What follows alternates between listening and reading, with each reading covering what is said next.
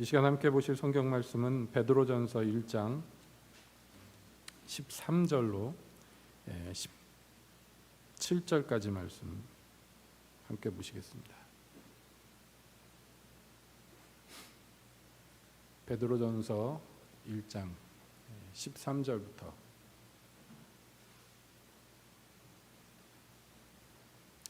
함께 보겠습니다. 그러므로 너희 마음의 허리를 동이고 근신하여 예수 그리스도에 나타나실 때에 너희에게 가져올 은혜를 온전히 바랄지어다.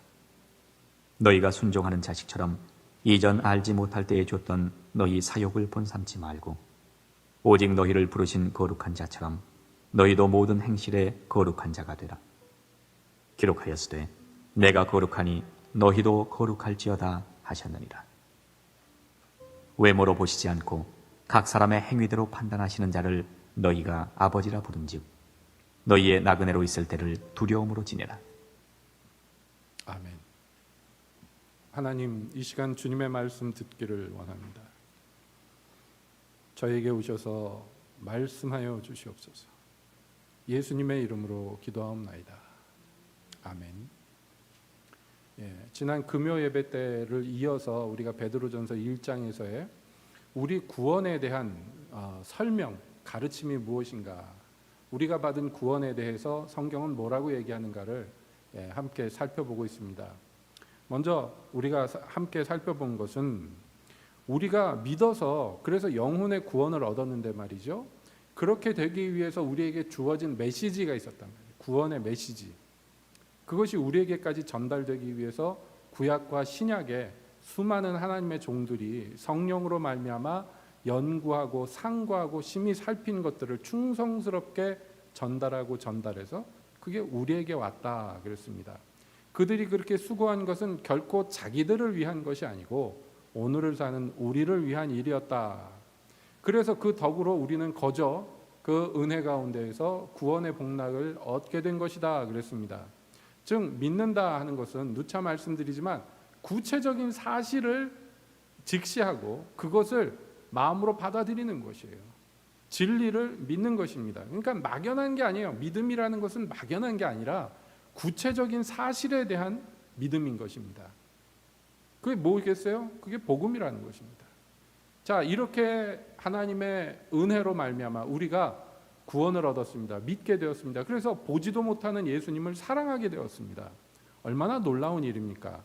그런데 이렇게 우리에게 임한 큰 축복과 은혜에 대해서 선포한 후에 곧바로 사도는 뭐라고 얘기하느냐? 그러니까 이제부터 너희는 이라고 얘기해요. 어떻게 해요?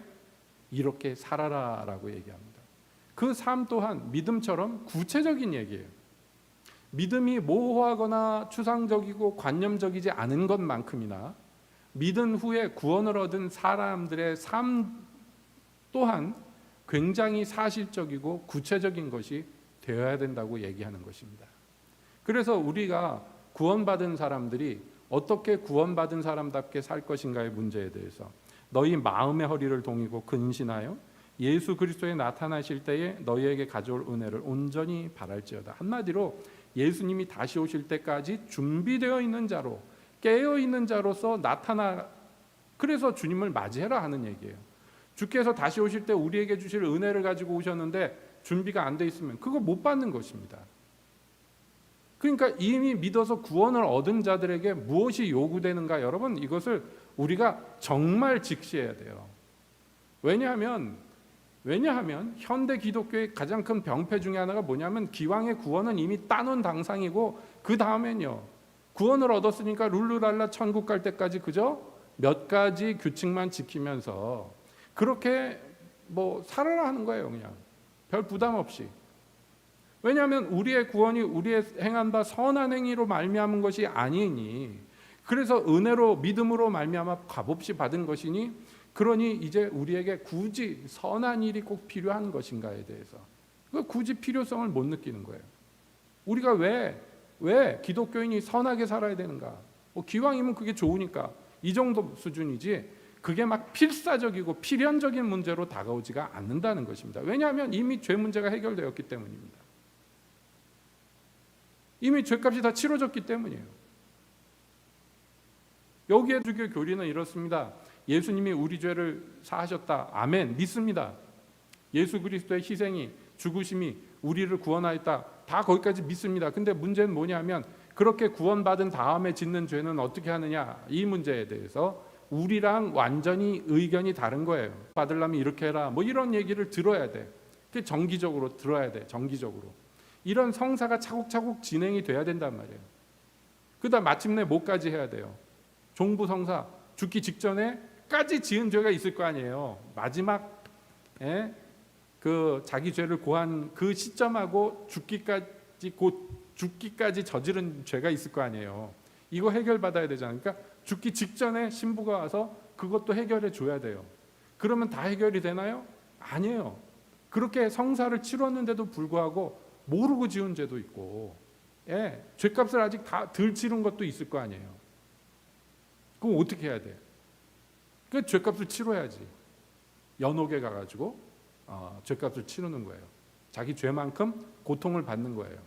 공짜가 없어, 공짜가. 그 죄 문제가 심각하잖아요. 이 죄가 어떻게 해결될 것인가, 이 문제가.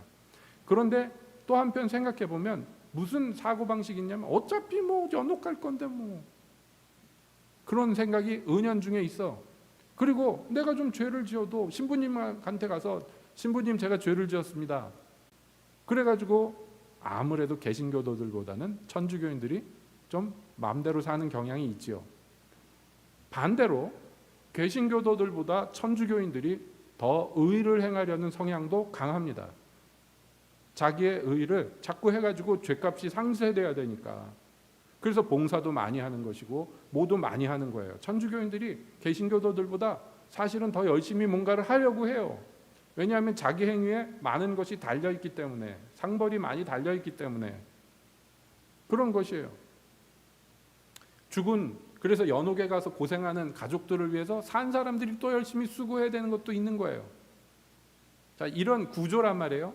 반대로 우리 개신교도들의 사고방식은 훨씬 단순합니다. 왜냐하면 우리가 배운 바 교리에서 뭐라고 그랬어요? 예수 그리스도의 피값은 우리의 과거의, 현재, 미래의 모든 죄를 다 사하셨다. 아멘. 하죠? 아니에요? 뭐 반응들이 신천지 같아. 맞아요? 틀려요? 맞아요. 맞아요. 이게 진리예요. 아멘. 예수 믿고 난 다음에 지은 죄는 한 신부님한테 가서 목사님한테 가가지고 사함 받는 게 아니에요. 아멘. 뭐 아멘이 시원잖아. 자, 좋아요. 잘 믿었어요. 그런데 그 다음부터 문제가 생기는 거예요. 이제 필요성을 못 느껴. 무슨 필요성을요? 죄에 대해서 더 이상 그렇게까지 고민할 필요성을 못 느껴. 왜냐하면 다 해결됐으니까. 부채가 다 탕감이 돼버렸잖아요. 그러니까 더 이상 뭐 구체적인 선과 의가 꼭 필요하다, 필사적으로 그런 마음은 없어요. 그냥 감사하고 고마우니까 좀 선하게 살아봐야지, 착하게 살아야지, 이 정도지. 이게 막 연옥에 가가지고 막 불 속에서 100년씩 굴러야 된다, 이런 개념은 아니잖아요. 우리가 트라하는 얘기고, 실제로 오해하고 악용한다는 게 실제 문제라는 거예요. 그래서 하나님에 대해서 어떻게 생각하느냐 하면, 우리가 좀 잘못해도 사랑하니까 좀 봐주시고, 그러지 않아요? 그래요. 그러니까 점점, 처음엔 안 그랬는데 점점 예수 믿으면 예수 믿을수록, 좀 나쁜 표현이지만 교회 오래 다닐수록 어떻게 되느냐, 능구렁이가 돼요. 미끈미끈해져요. 점점 꼼장어처럼 꼼수가 많아져요. 아니야, 뭐 그래도 이 정도는 뭐 봐주실 거야, 뭐 이래가지고 점점 간담이 커져가지고 점점 해서는 안 되는 짓들도 막 해요. 그러면서 하나님 다 아시지, 내가 연약해서 이럴 수밖에 없는 거 이해하실 거야. 왜? 하나님은 사랑이니까. 근데 그것 또한 문제가 있어요. 하나님이 사랑이시다라는 것은 분명한 진리. I love that 그래요. 자기가 그걸 사랑한다는 거 아니에요? 아니에요. 너무 예뻐, 내 마음에 들어, 그 얘기인데 그거를 뭐라고 표현하냐면 나는 저것을 사랑한다라고 표현해요. 그게 그냥 일상에 붙어 있어요. 인간들끼리도 막 그렇게 써요. 그런데 그게 얼마나 해프고 얼마나 무가치한 얘기인지 몰라요. 사랑한다는 건 거기에다 목숨을 거는 얘기인데 그 장식품 인테리어를 아무리 사랑한다고 거기다 목숨을 걸겠어요? 새 집에 들어갔는데 싱크대가 내 마음에 너무 들어. 말하자면 그런 거예요. I love that 막 이럽니다. 막 눈물 흘리면서 막 그래요. 좋은 거야. 너무 좋은 거야. 근데 그걸 러브라고 표현한단 말이에요. 영어권에서는. 그러니까 하나님은 러브야. 뭐 그게 너무 예쁜 거예요. 막 흐릿한 거예요. 여러분 사랑이라는 거 여러분 많이 들어보셨겠습니다만은 신약 성경에서 헬라어로 사랑이라고 얘기했을 때 히브리어는 훨씬 더 복잡한데 헬라어로 사랑이라고 얘기했을 때 한 종류는 빠집니다. 그건 정욕이라고 하는 사랑이에요. 그건 아예 얘기도 하지 않아요. 그건 나쁜 의미니까. 그리고 그냥 사랑이라고 얘기했을 때 보통 세 단어를 쓴다 들어보셨죠? 에로스, 뭐 필리아, 아가페 뭐 들어보셨을 거예요. 에로스는 뭐예요? 쉽게 얘기하면 남녀 간의 사랑. 필리아는 형제 간의 사랑, 친구 간의 사랑, 우정이라고 보통 얘기하는 그런 거. 그리고 하나님의 사랑 얘기할 때는 또는 성도의 사랑 얘기할 때는 뭘 써요? 아가페. 그러면 아가페를 뭐라고 여러분 이해합니까? 아가페를 교회에서는 뭐라고 하냐면 무조건적인 사랑 이렇게 얘기를 해요. 틀린 말은 아닌데 성경의 용례에 비춰보면 조금 달라요. 성경에서의 아가페가 어떻게 쓰이느냐 대표적인 예를 봅시다. 이제 율법에 대한 질문이 있었어요. 율법에서 제일 큰 것이 무엇입니까? 예수님이 대답하셨어요. 하나님을 사랑하고 이웃을 사랑하는 것. 그랬더니 어떤 바리새인이 질문합니다. 이웃을 사랑하는 게 뭡니까? 이웃은 누굽니까? 여러분 거기에 대한 예수님의 설명이 무엇이었어요? 우리가 잘 아는 선한 사마리아인의 비유라고 보통 얘기하는 그 얘기입니다. 예? 거기에 결론이 뭐예요? 이 강도 만난 사람을 누가 사랑했느냐 그 얘기예요. 이 강도 만난 사람의 이웃이 누군가가 그 얘기예요. 이웃을 사랑하는 주제니까 이 사람을 사랑한 이웃은 누군가 이거예요. 강도 만난 사람을 누가 사랑한 겁니까? 사마리아인이 사랑했죠. 근데 거기에서는 감정에 대한 얘기가 하나도 안 나와요. 딱 하나 불쌍히 여긴다 이 정도 나오는 거지. 우리가 생각하는 그 막 무조건적인 사랑에서의 이 이미지 있잖아요. 막 감정적인 막 이런 거는 하나도 안 나와요. 뭐만 나와요? 행동만 나와요. 행동만. 사랑은 곧 이꼬르 뭐라는 거예요? 행동이라는 거예요. 이게 신약 성경에서의 아가페에 대한 설명이에요. 형제들아 우리가 사랑하되 말과 혀로만 하지 말고 행함과 진실함으로 하자. 행함이 사랑이라. 사랑은 아가페는 행함이에요. 하나님이 세상을 이처럼 사랑하사 감정 얘기하는 거 아니에요. 감정도 포함이지만 감정만 얘기하는 거 아니에요. 하나님이 세상을 이처럼 사랑하사 뭘 하셨다고요? 행위가 나오잖아요. 독생자를 주셨다는 거예요. 사랑 이꼬르 절대적인 행위예요. 그러니까 행위가 빠진 아가페는 아가페가 아니에요. 이건 거짓말이에요. 말과 혀로만 사랑하지 말자라는 얘기는 말과 혀로만 가지고 사랑하는 건 사랑이 아니다. 그건 거짓말이다라고 얘기하는 거예요. 내가 당신을 너무 사랑해요. 고백하는 건 사랑이 아니라는 거예요. 그것만은 사랑이 아니라는 거예요.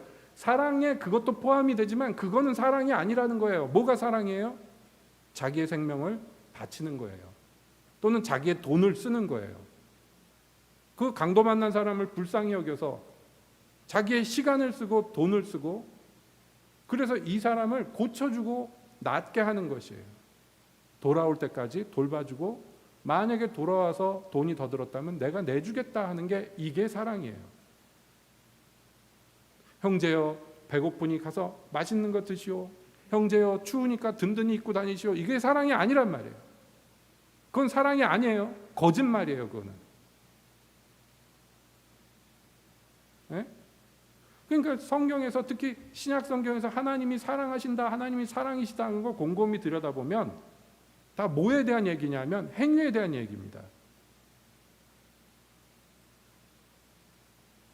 게다가 이 사랑이 오해되다 보니까 어떻게 되냐면 사랑하는 인간을 사랑하는 하나님이 인간을 죽이겠는가? 네? 인간을 괴롭히겠는가? 심지어 인간을 불구덩이에다 던지겠는가? 그럴 리가 없다라는 거예요. 왜냐하면 하나님은 우리를 사랑하시는 아버지니까. 아무렴 자기가 사랑하는 자식들을 불에 던지는 게 있는가? 어떤 아버지가? 라고 생각해요. 틀린 말은 아닌데 거기서 한 가지 중요한 진리가 빠져 있단 말이에요. 뭐냐면 하나님은요, 극도로 의로우신 분이라는 거예요. 극도로 거룩하신 분이라는 게 빠져 있어요. 그 사고에는. 그래서 값이 치러지지 않은 용서라는 것은 하나님의 세계에는 없어요. 아시겠습니까? 죄가 있고 이 죄 문제가 해결되기 위해서는 반드시 피가 있어야 돼요. 죽음이 있어야 돼요. 그게 하나님의 정의예요. 그걸 보면서 우리는 너무하다고 얘기하죠. 야, 너무한 거 아닌가? 아니에요. 생각해 보세요. 여러분, 막 어떤 극악무도한 범죄자가 있는데 아버지가 재벌이라고 그래가지고 벌도 안 받고 나와. 그러면 여러분 화내요? 안 내요? 화나지 않아요? 예? 어떤 젊은이가 막 술 처먹고 운전하다가 막 사람 치고 난리를 쳤는데 감옥도 안 가. 아버지가 국회의원이라고. 여러분 그런 거 보면 화나지 않아요? 왜 화를 내야 돼요? 그 아버지가 아들 사랑해서 그런 건데. 그렇지 않아요? 자기 자식 사랑스러워가지고 차마 감옥 못 보내겠다고 그래가지고 백 쓰고 돈 쓰고 해가지고 빼내는 건데 뭐가 나빠요? 사랑하는 건데. 근데 우리는 나쁘다고 그러잖아요. 그럼 왜 그렇습니까? 우리 안에 정의라는 게 있는데 그걸 너무 깨뜨려 버리는 거예요, 저 인간들이. 근데 그 사람들은 사랑해서 그런 거잖아요. 자식 사랑해서. 보세요. 인간들 중에서도 의의를 벗어나면 견디지 못하고 비난하고 손가락질하면서 하나님더러는 우리가 뭐라고 요구하는 거예요? 봐달라는 거예요. 우리는 자식 아니냐고, 사랑하는 자식 아니냐고 봐달라는 거예요, 하나님한테. 이게 무슨 거꾸로 가는 얘기냐 말이에요. 말도 안 되는 얘기 아니에요? 말도 안 되는 얘기 아닙니까? 상식적으로만 생각해봐도 그렇지 않아요? 하나님더러는 공평한 하나님이라고, 공의로운 하나님이라고 이름은 불러대면서 뭘 압력을 가하느냐면 우리한테는 그거 쓰지 말라고, 다른 죄인들한테만 그렇게 하라고, 나는 사랑하니까 빼달라고, 백 좀 써달라고 그러는 거예요. 그러니까 여러분, 우리가 갖고 있는 이 사랑이라는 개념이 얼마나 왜곡되어 있는지를 정말 이해해야 돼요. 하나님이 세상을 사랑하셨어요. 그래서 독생자를 주셨어요. 왜요? 사랑했으면 그냥 세상에 있는 모든 죄를 다 없다고 쳐주고 다 용서해줘 버리면 되는 거 아니에요. 근데 하나님의 사랑은 무엇으로 나타났습니까? 그 아들을 희생제물로 내어주시는 걸로 나타났어요. 다시 말하면 우리의 죄값을 대신 치러주는 걸로 나타났어요. 죄가 없다고 쳐주는 게 아니에요. 아무 일 없었다고 그냥 리셋해버리는 게 아니에요. 하나님은 그 죄가 반드시 처벌받게 하셨어요. 반드시. 왜요? 하나님은 거룩하시고 의로우시기 때문에. 당신의 나라에서 도전할 권위가 없어요. 하나님 유일하신 권세자예요. 그러니까 하나님 마음대로 해도 누가 거기다 항의할 수가 없어요. 하나님의 권세란 건 그래요. 그런데도 불구하고 하나님은 철두철미하게 당신의 의로운 법을 준행하시는 분이에요. 너무 좋으신 분이에요. 너무 훌륭하지 않아요?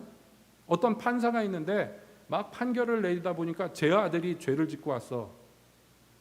근데 그 판사가 내 사랑하는 아들이니까 무죄 땅땅땅 치면 잘했다고 박수 쳐줄 거예요? 아, 훌륭한 아버지다 그럴 겁니까? 말도 안 되지. 저거 미쳤나 그럴 거 아니에요. 지가 판사인데 자기가 법을 어기면 어떡하냐 그럴 거 아니에요. 여러분, 세상의 기준으로도 손가락질을 하고 비난받을 일을 우리가 하나님한테 자꾸 요구한단 말이에요. 하나님한테 눈 감아달라고, 찔끔 감아달라고 그냥. 그래서 되겠냐? 안 되죠. 그래도 일말에 할 말은 우리에게 있어요. 그건 그렇지만 예수님이 우리를 위해서 죽으시지 않았냐고. 그러는 거예요. 거기다 갖다 붙이면 될 일인지 모르겠으나 우리의 마음속에 은연중에 기대는 데가 그거잖아요. 알아요. 제가 잘못한 거 내가 죄를 지었는데 그러나 예수님이 내 미래의 죄도 다 용서한 거 아닙니까? 뭐 틀린 말은 아니라니까요. 그래서 교리적으로 보면. 근데 그 정신 상태는 썩어 빠진 거야. 마음 상태는. 생각해 보세요. 어떤 왕이 다스리는 나라가 있는데 그 나라의 왕자가 왕에게 반역을 저질렀어요. 쿠데타를 일으켰어요. 그 와중에 막 양민을 학살하고 가산을 불태우고 남의 여자 뺏어다가 막 강제로 취하고 애어른할 것 없이 제성미대로 막 죽여버리고 반란의 괴수가 돼가지고 나쁜 짓이란 나쁜 짓은 다 하다가 결국에 붙잡혔어요. 그래서 이거 죽어야 돼.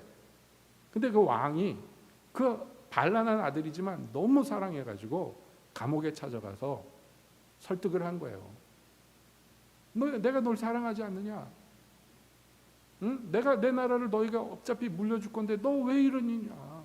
아버지 마음 모르느냐? 그랬더니 이 반란의 괴수 노릇을 하던 아들이 마음에 찔려서 눈물을 흘리면서 제가 잘못했습니다.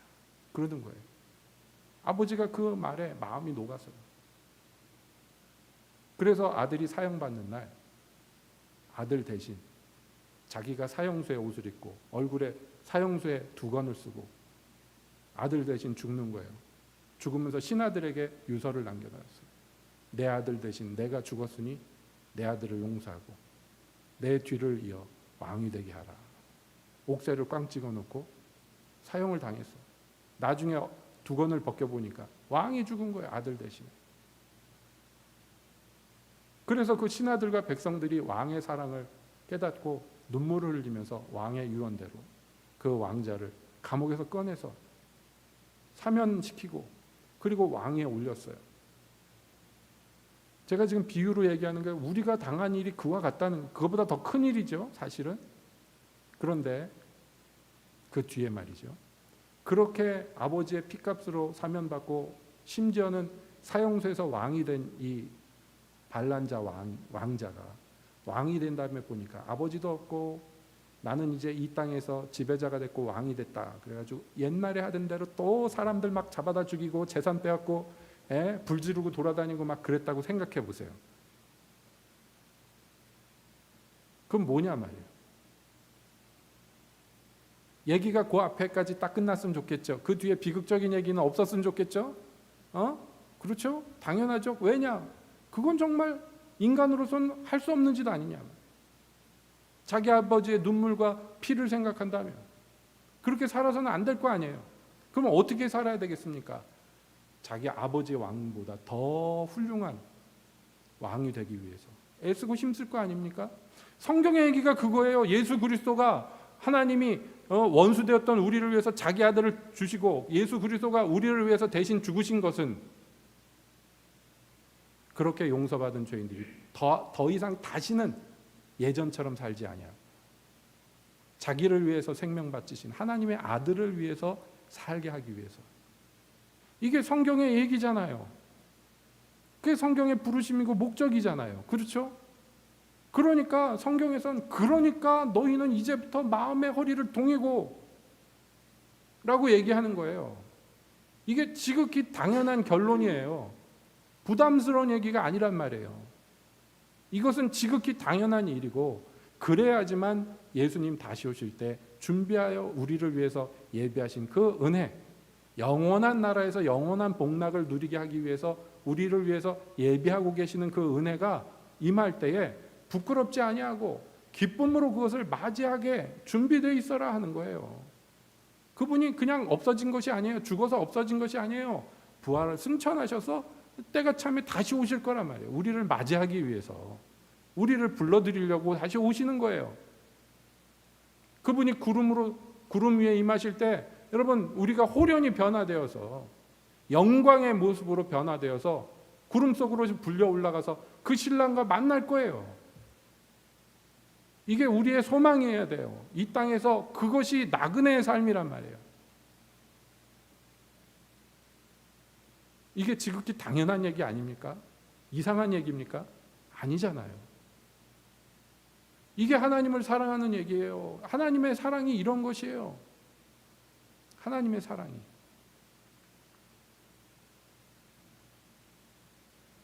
그리고 그 뒤에 그래서 나오는 거예요. 너희가 순종하는 자식처럼 이전 알지 못했던 때에 쫓던 너희 사욕을 본산지 말고, 그거예요. 이제 신분이 바뀌었잖아요. 반역자요, 죄인이요, 원수였던 자들이 사랑받는 자녀들이 됐어요. 하나님의 은혜로 말미암아 이 권세를 얻었어요. 그러니까 이제는 어떻게 해야 된다고요? 전에 뭐가 뭔지 아무것도 모를 때 그냥 내 몸에 원하는 것만 내 욕심대로 살 때, 그때 일삼던 너희 사욕을 지금은 본받지 말고 본삼지 말고 그랬어요. 이게 앞에 나온 마음의 허리를 동이고 근신한다는 것을 풀어서 설명하는 거예요. 자, 첫 번째는 뭡니까? 이전의 내 삶이 청산이 되어야 된다. 이제 자녀가 되었어요. 신분이 바뀌었어요. 그러면 이제 어떻게 해야 됩니까? 로열 패밀리답게 우리에게 주시는 이 영광을 이해하고 이전에 살던 것을 부끄럽게 생각하며 그 모든 것과 결별해야 돼요. 오직 마음을 새롭게 하여, 이 세대를 본받지 말고 마음을 새롭게 하여 변화를 받아. 우리가 로마서 12장에서 보았잖아요. 이전에는 우리가 무엇을 따라갔어요? 세상을 따라갔어요. 세상의 법칙대로 살았어요. 근데 이제 그거는 이미 지나간 거예요. 지나간 거예요. 우리에겐 이제 더 이상 상관이 없어요. 우리는 누구를 따라가야 돼요? 예수님을 따라가야 돼요.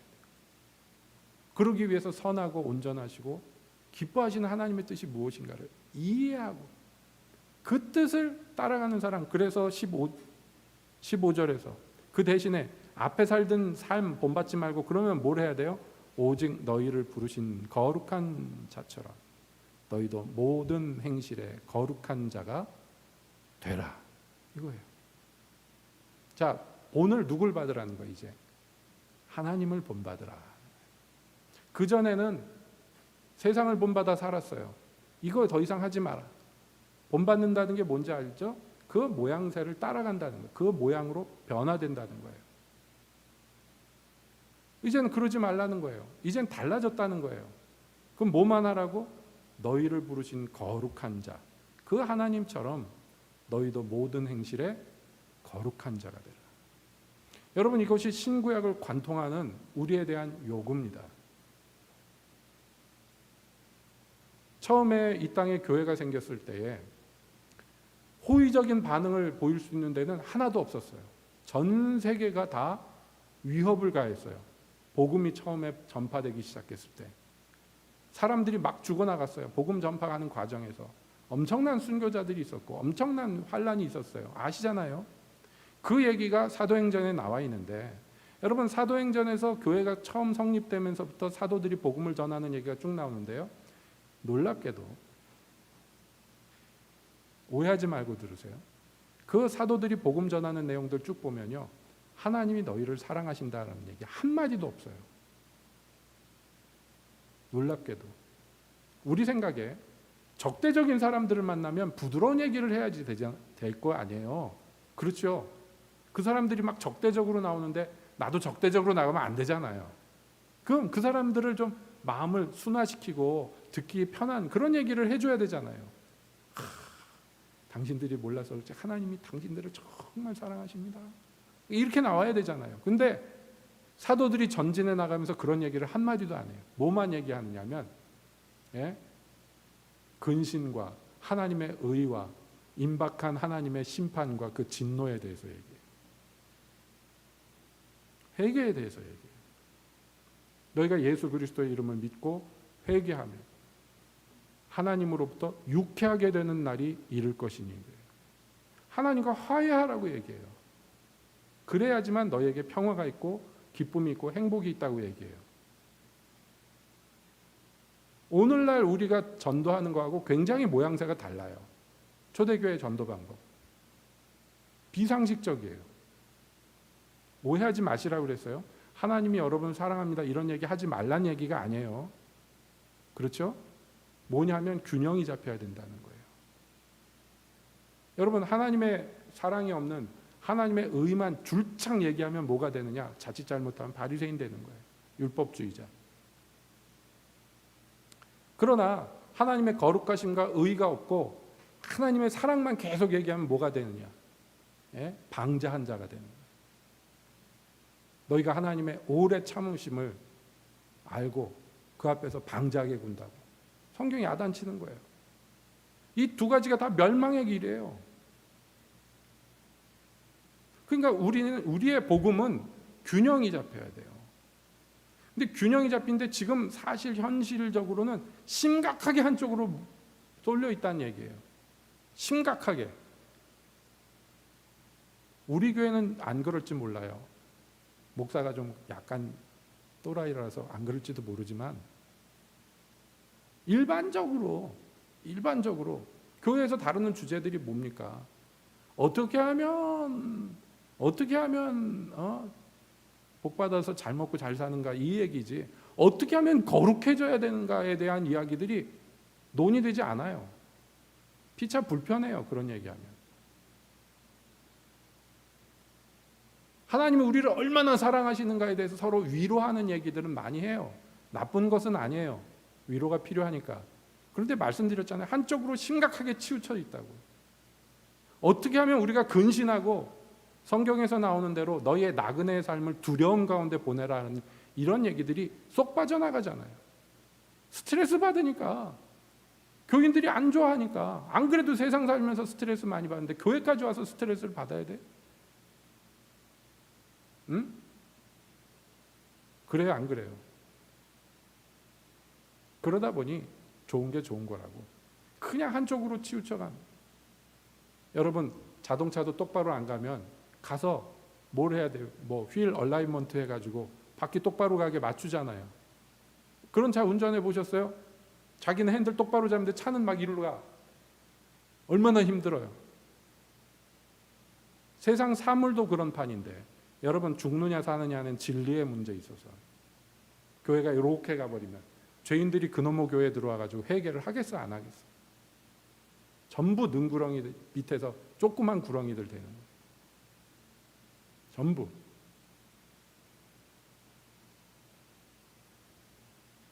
여러분 잊지 마세요. 이게 모든 게 마귀의 술책이래요. 마귀의 술책. 미혹되어서 좌로나 우로나 치우치게 하는 게 마귀의 술책이고, 하나님은 뭐예요? 우리가 좌나 우로 치우치려고 할 때마다 우리 뒤에서 음성이 들려 가로되 이 길이 정론이 이 길로 행하라 라고 말씀하시는 게 우리 하나님. 그렇기 때문에 우리에게는요, 단 하나의, 오직이라고 그랬으면 그거밖에 없는 거예요. 단 하나의 삶의 방식이 있는데 그게 뭐냐? 우리를 부르신 그 하나님 따라서 그분을 본받아서 그의 거룩하심처럼 우리가 거룩해져야 되는데, 부담스러운 얘기 또 하나 할까요? 여러분 15절 보세요. 우리가 어떻게 거룩하느냐면 모든 행실에 거룩한 자가 되라 그랬어요. 이게 교회 생활에서만 거룩해져라, 기독교인의 관계에서만 거룩해져라가 아니에요. 모든 행실에. 그러니까 이거 얼마나 부담스러운 얘기예요. 그런데 부담스럽지만 받아들여야 되는 게, 여러분 하나님이 모든 행실에 거룩하시기 때문이에요. 그렇지 않아요? 하나님의 모든 행사가 다 거룩하잖아요. 한 가지도 빠짐없이 다 거룩하시잖아요. 이사야 6장에서 선지자 이사야가 하나님의 영광을 봤을 때에 천사들이 위로 아래로 나르면서 창화하여 가로되 뭐라고 그랬습니까? 거룩하다, 거룩하다, 거룩하다.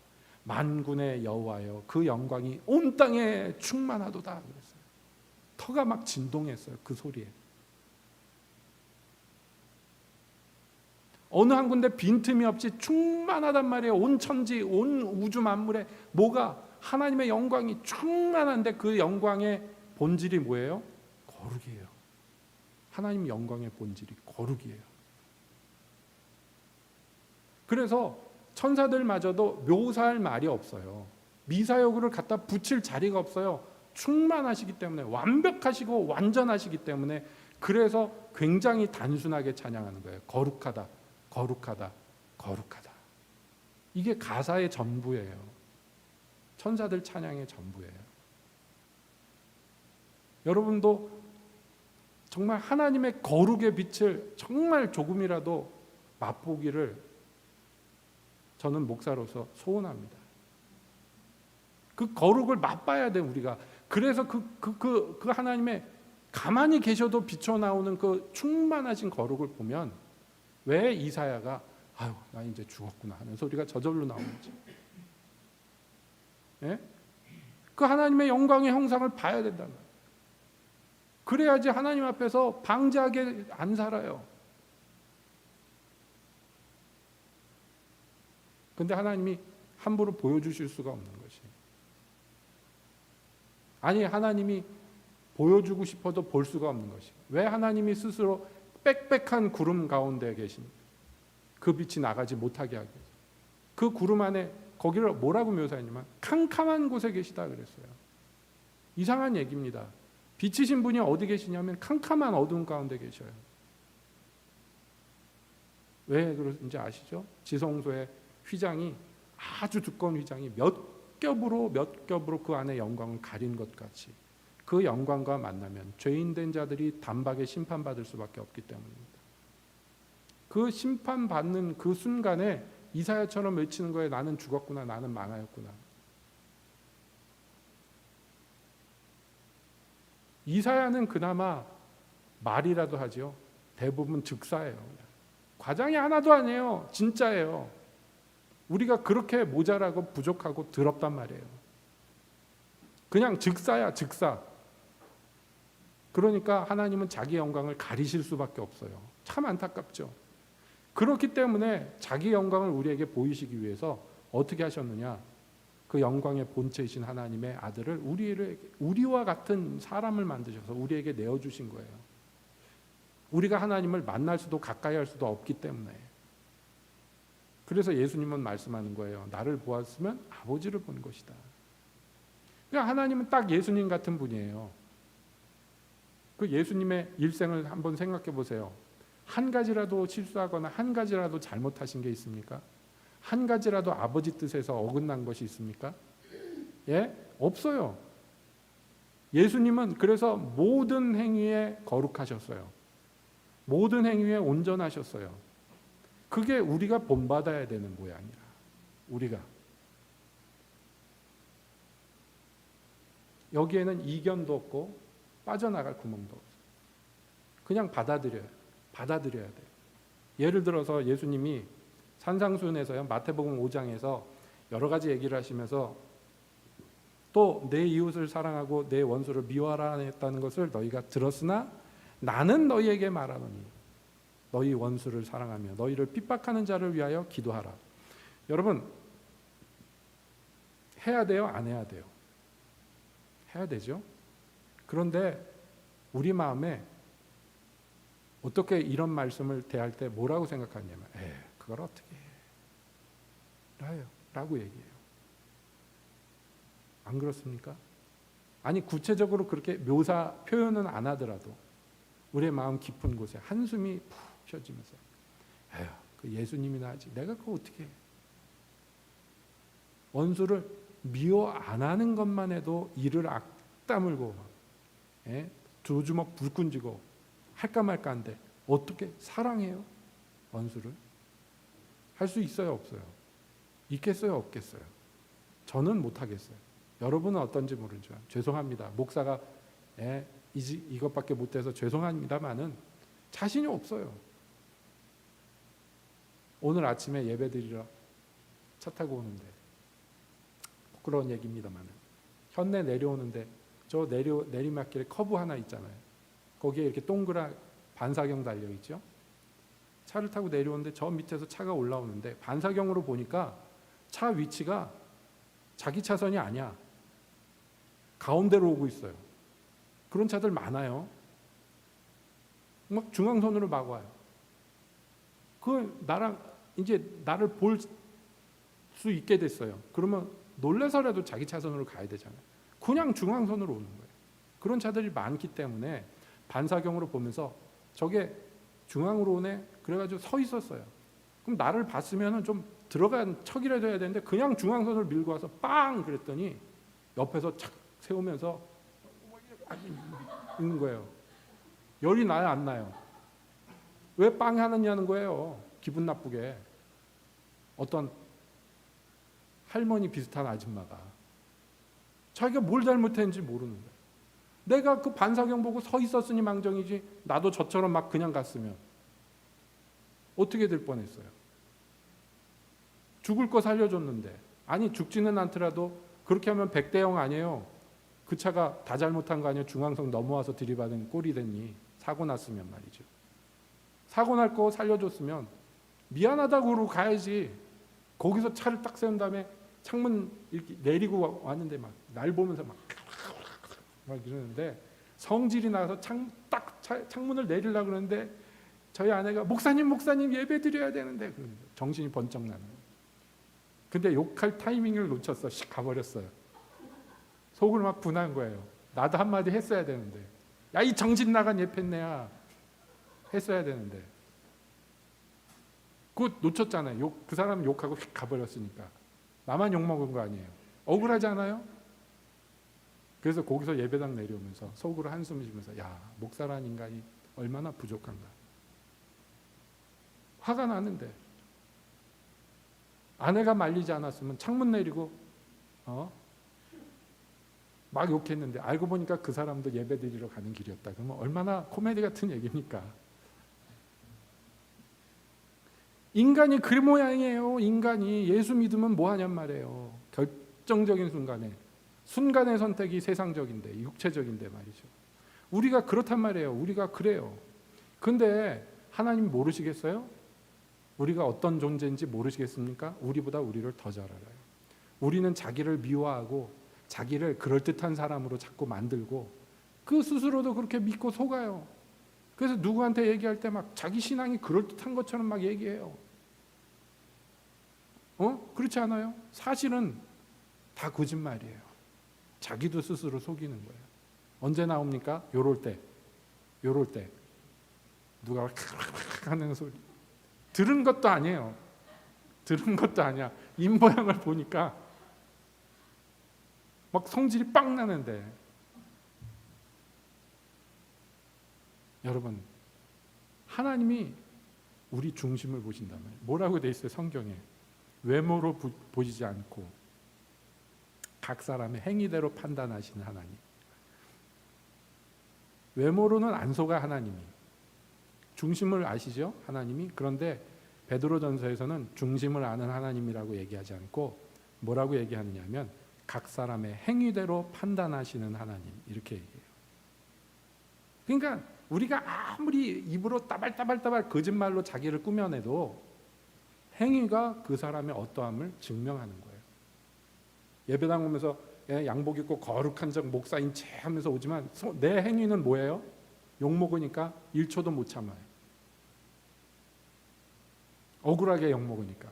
내가 잘못해서 욕 먹었으면 깨갱이라도 하는데, 사고 날 거 내가 막아줬는데 그러지 말라고 계속 오면 안 된다고 빵 해서 경고해가지고.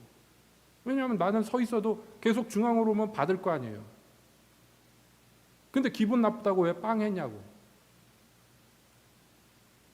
그게 성질이 빵 나죠. 그 행위가 내가 어떤 사람인 것을 보여주는 거예요. 하나님은 절대 속지 않으세요.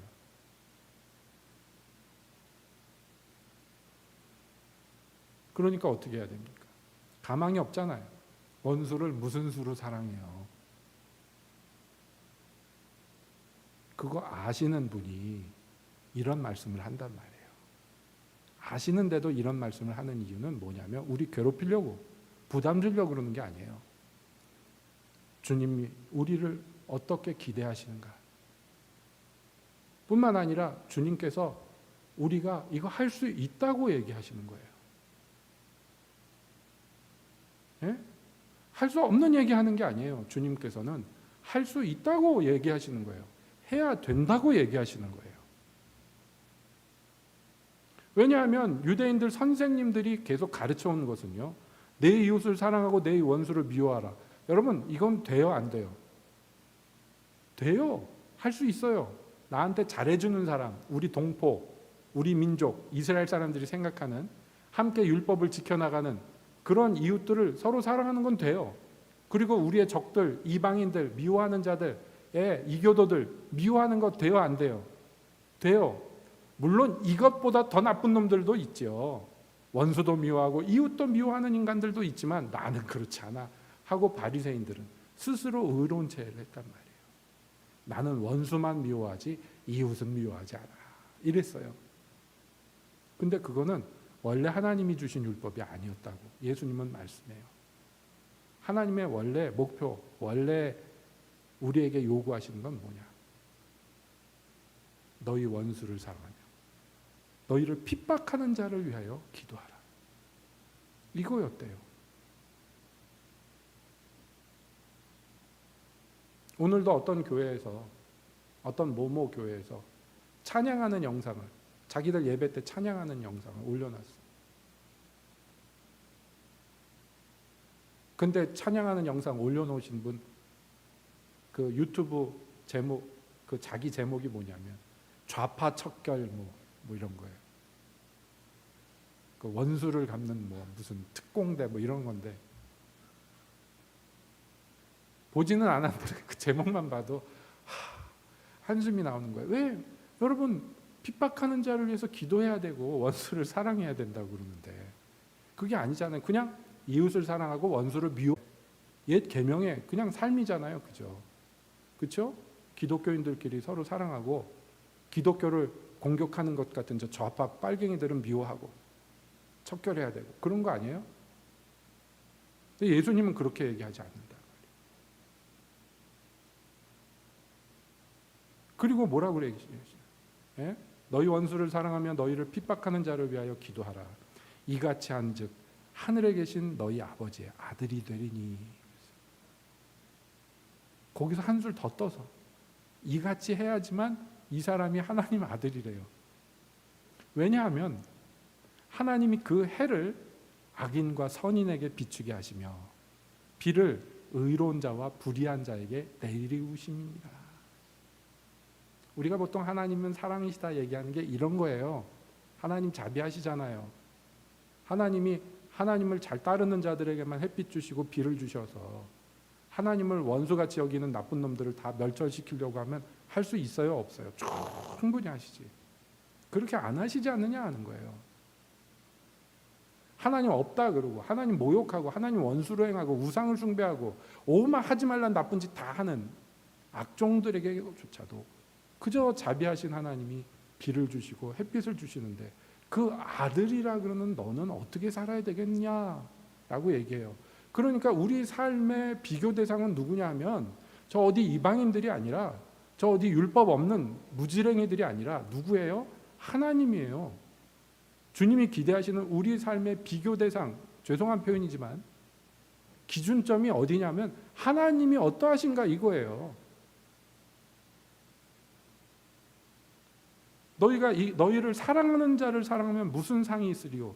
세리도 이같이 아니하느냐. 또 너희가 너희 형제에게만 무난하면 남보다 더하는 것이 무엇이냐? 이방인들도 이같이 아니하느냐.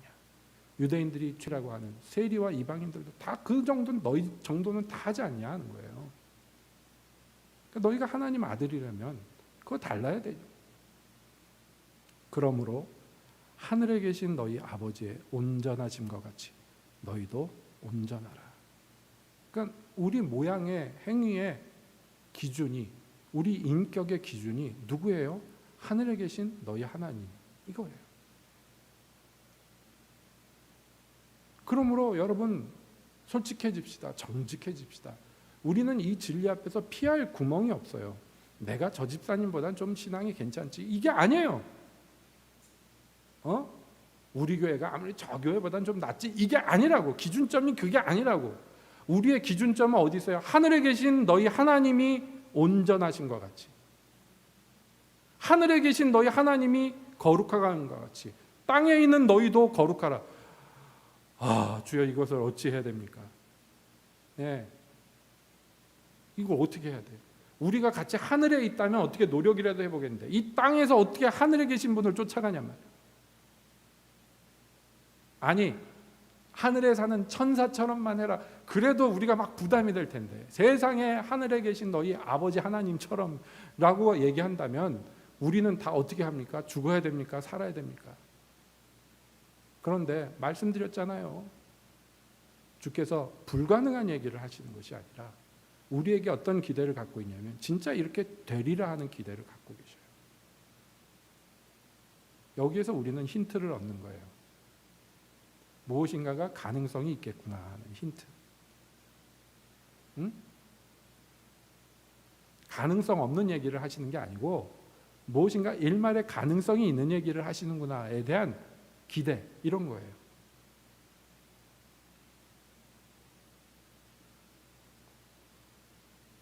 그렇기 때문에 우리에게 이 요구를 하시고 나서 우리에게 명령한 건 이겁니다. 자, 그 하나님을 너희가 너희 아버지라고 부르니까, 그러니까 너희는 나그네로 있을 때에, 그러니까 이 땅에서의 성도의 삶을 살 때 어떻게 하라고요? 두려움으로 지내라. 이게 오늘의 말씀의 일단의 결론이에요. 일단의 결론. 지금 완전한 결론 내리자는 게 아니에요. 우리는 이걸 탐구해 나가야 돼요. 마음의 소원을 가지고 탐구해 나가야 되는데, 일단 우리에게 지금 첫 번째 주어지는 건 뭐냐면, 그렇게 되기 위해서 첫 번째 우리에게 요구되는 자세가 있는데, 그게 뭐예요? 일단은 나그네예요. 나그네. 예, 우리가 앞에서 보았죠. 베드로전서 1장 시작할 때 1절부터 성도들을 뭐라고 부르냐? 나그네라고 불러요. 나그네. 이 나그네는 어떤 사람이냐? 택하심을 입은 사람이라고 얘기하죠. 택하심을 입은 사람. 2절에서. 그러니까 주님이 분명한 목적이 있었단 말이에요. 우리를 선택하실 때. 그렇게 선택받은 자들은 그래서 필연적으로 나그네와 같은 삶을 사는데, 그렇게 떠돌아다니는 나그네처럼 이 땅에서 이방인처럼 사는데, 이 땅이 자기 본향이 아니라고 생각하고 살되 매일매일 어떻게 살아라? 두려움 가운데 살아라. 이게 공포에 질려서 살아라 하는 게 아니에요. 앞에서 본 대로 마음의 허리를 동이고 근신하며 라고 얘기했을 때 그거예요. 막 제 마음대로 하나님 이것도 봐주겠지, 저것도 봐주겠지, 나중에 한 뭉태기에 묶어서 회개해버리면 돼. 그게 아니라고. 그건 두려움이 없는 삶이에요. 그건 두려워하지 않는 삶이에요. 응? 나한테 못되게 구는 놈 막 미워라고 속으로 욕하고 뒤에서 진짜로 욕하고, 그거는 두려움이 없는 거예요. 하나님이 멀쩡하게 보고 계시는데 어떻게 보신다고요? 외모로 보시지 않고 우리 행위로 판단하신다고요. 그러니까 우리 행위가 어떠해야 되냐는 거예요. 하나님 앞에서 사는, 하나님 보고 계시다는 걸 인식하면서 조심하면서, 이게 두려워하면서 사는 거예요. 이게 첫 번째 이 힌트에 대한 우리의 모양이에요. 예? 어떻게 하나님처럼 거룩해지게 될 것인가, 어떻게 그 거룩한 삶을 살 수 있을 것인가에 대한 고민이 있다면 첫 번째 무엇부터 정리를 해야 돼요? 우리 삶의 기조가 나그네인데 두려움 가운데 사는 나그네. 예, 이걸로 정의가 돼야 된다고요. 성도의 모든 삶. 제 멋대로 막 자기 마음대로 막 이러는 게 아니라 자기 성질대로 막 옆에서 차에서 와와 욕했다고 찍 내리고서 야야야야 이게 아니라, 응? 축복하는 거예요. 주여, 저 아줌마가 제발 운전법을 깨달아 알고 어디 가서 사람 치지 말고 사고 치지 말고 평안하게 노후에 늙어 죽게 해주시옵소서. 기도해야 돼요. 제가 회개하는 마음으로 그렇게 기도했어요. 교회 앞으로 차 타고 오면서 주여 불쌍히 여기시고, 아무것도 몰라 저러니 자기가 뭘 잘못했는지 모르는 거예요. 왜요? 그 중앙선 침범해가지고 막 왔는데 아닌 말로 내가 기분 나쁘다고 블랙박스 영상 뽑아가지고 바로 핸드폰으로 신고하면 9만 원 아니에요. 9만 원. 며칠 있다 집에 그 날라온 거 보고 어머머머머 이게 뭐야 그럴 거 아니에요. 그렇지 않아요? 어디 가서 술집 가가지고 9만 원어치 술 마시는 건 아무것도 아니지만 딱지 날라와서 9만 원 내려고 하면 눈에서 피눈물 나는 거 아니에요? 그거 복수하려는 마음도 있었어요. 블랙박스 찍혔으니까 저걸 그냥 주야, 목사가 그러면서 속으로 기도했어요. 불쌍히 여겨주시고 아무것도 몰라서 저러니 깨우쳐 알게 해주시옵소서. 왜 그렇게 해야 됩니까? 이 동네 사람들이 제가 목사인 줄 아니까. 아니에요. 모든 행위로 판단하시는 이가 하늘에서 보고 계시니까. 부디 우리의 삶이 내가 거룩하니 너희도 거룩하라 하시니 이 말씀이 가슴에 새겨져서 지워지지 않고 흐려지지 않고 이게 내가 될까 하는 의심이 항상 있지만 그럼에도 불구하고 주님이 그렇게 하라고 그러셨어요. 주님이 뭔가 기대가 있으시니까 그렇겠지. 소망을 우리 하나님께 두고 주여 내게 은혜를 베푸소서. 주여 오늘도 내게 은혜를 베푸셔서 변화시켜 주시옵소서 하면서 그렇게 주의 뜻이 이루어지기를 소망하면서 나아가는 우리가 돼야 되지요. 그렇게 되시기를 예수님의 이름으로 축복드립니다. 기도하겠습니다.